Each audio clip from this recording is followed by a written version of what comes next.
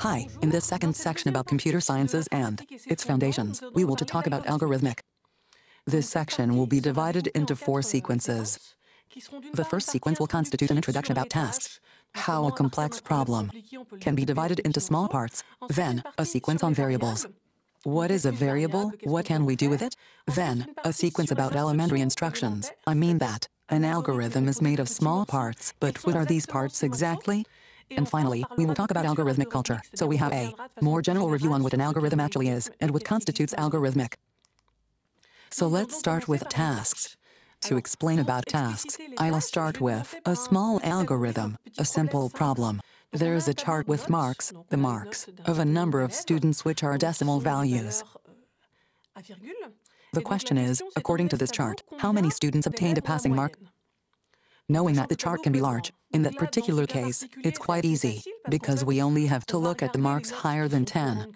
Here they are colored in red on the slide. We count them with our finger, and then we notice that there are indeed 6 marks above 10, so 6 students did get a passing mark. On that example, we saw that we could do it manually, but it's more interesting to do it with a computer. So what can a computer do? It can do many things. It can perform calculations. It can eventually put it into variables, in some memory space. It can execute tasks successively if needed. It can run tests. It can make loops. We will review all this in other sequences. But actually, what you have to keep in mind is that it can perform simple and unitary tasks, which means it can successively execute very simple commands. Let's get back to our example. We have a very, very large chart with millions and millions of boxes. How do we do it? We don't want to color the boxes in red and count them manually. If there was only one box, it would be easy because we just have to look at it. If the mark is higher than 10, it means the answer is 1, but if it's not, it's 0. Let's imagine that we can reach the solution when there are n1 boxes. In that case, regarding the n1 boxes, there are students that got a passing mark. So then I only have to look at the mth. If it's higher than 10, that means S plus 1 student got a passing mark, and if the mark is lower than 10, there are only S students that got a passing mark.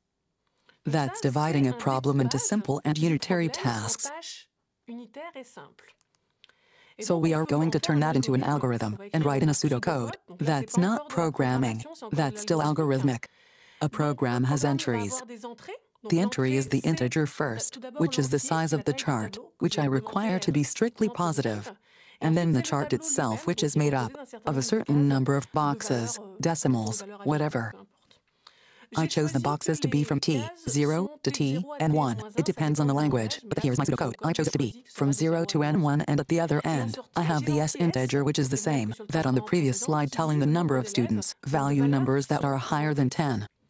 Then there's the algorithmic, so the S value is initialized to 0.